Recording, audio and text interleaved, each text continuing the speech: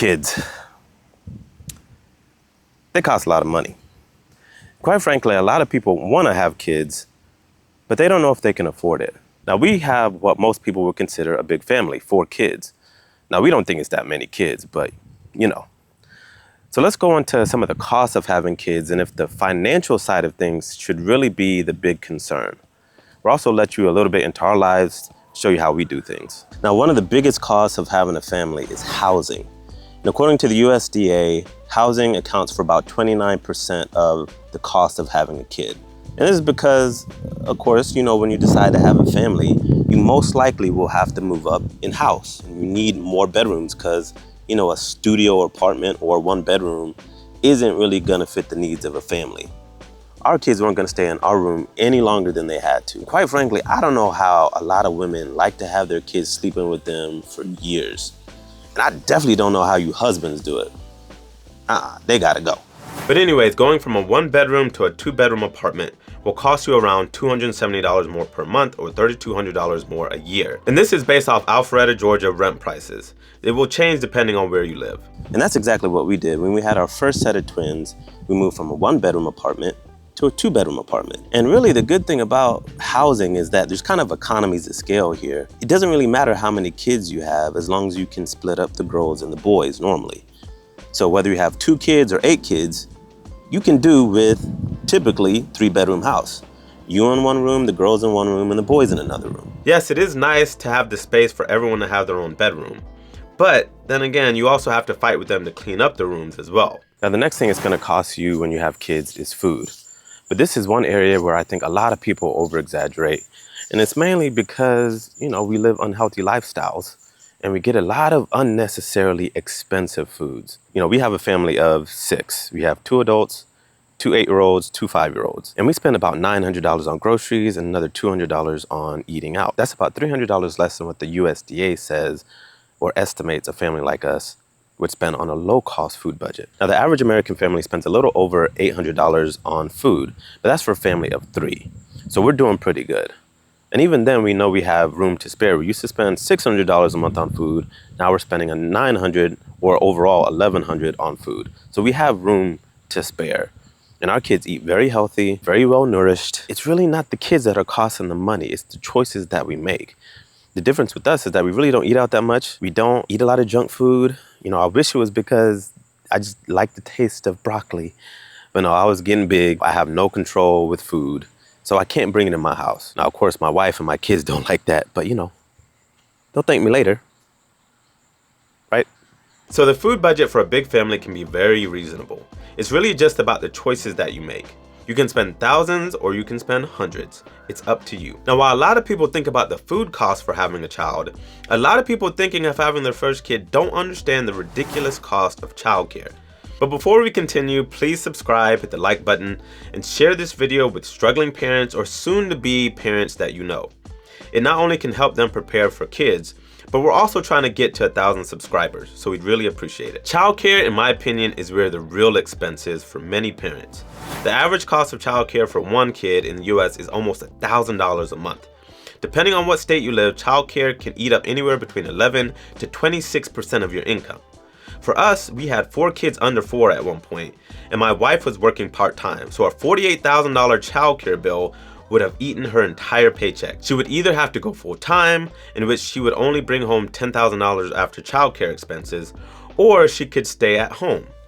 For us, going full-time just didn't make any sense. Now, most people don't have 2 sets of twins or 4 kids not of school age. Most of the time, they're spread out by 2 or 3 years, and if that's the case, even with a lot of kids, you may only have 1 or 2 kids in daycare, so it can be manageable, but it's still a large expense. Childcare is also where other factors come into play, having a good family and friend support system, and having a flexible job. We've been blessed to have both family and friends essentially be our daycare for little or no money. And I'm so grateful for that because they're lifesavers. That's why building relationships is so important. We weren't meant to do this life alone. And no matter what area of life, having great relationships is such a big deal. It's no different when it comes to childcare and raising kids. Now, there were years in our times raising kids where we had the ability to work and not have to deal with childcare. Right now, the 2 5-year-olds are about to start homeschooling, so my wife is working 2 days a week and I work for myself. So we have a flexible schedule and can make accommodations to do both.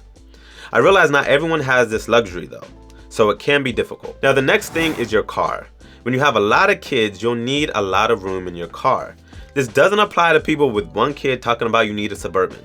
Your kid ain't that big. But for those of us with lots of kids, especially twins, you'll not only need room for the kids, but also the trunk space for things like a double stroller. And there really are very few vehicles that can hold us.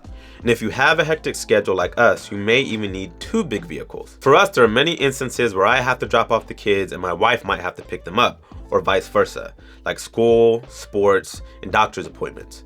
We could manage with 1 car, but it would definitely be a big pain in the butt. Now, just because you may need a larger car doesn't mean you need a massively larger budget. You can sell your car and buy a bigger one without a ton of money. We bought a minivan and a 3-row SUV for under $30K total, and that doesn't include the money we got from our old vehicle, which we only had 1 smaller SUV.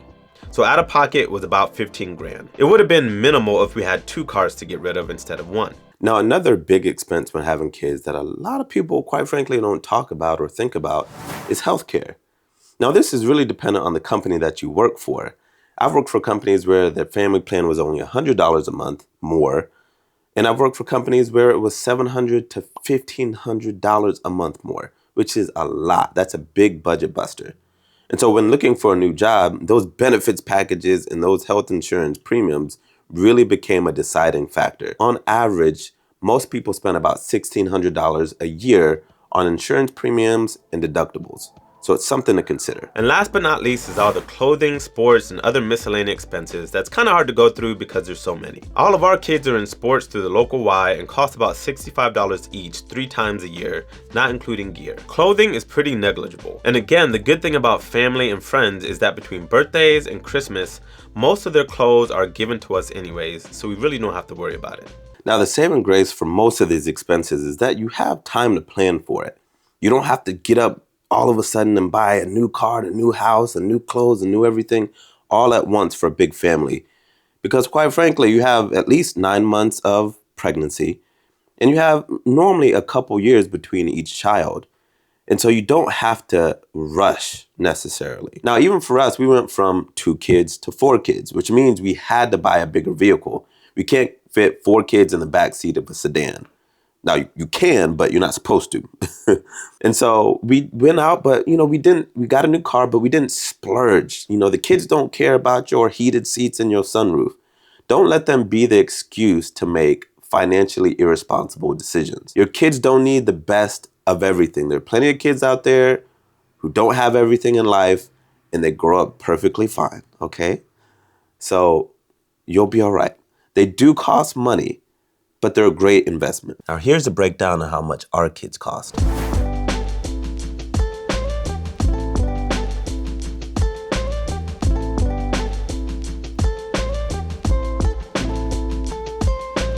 So they do cost money, but how much they cost is mostly in your control.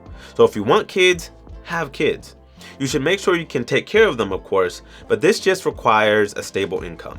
An emergency fund and a plan for childcare would be great too, but honestly, you'll figure it out.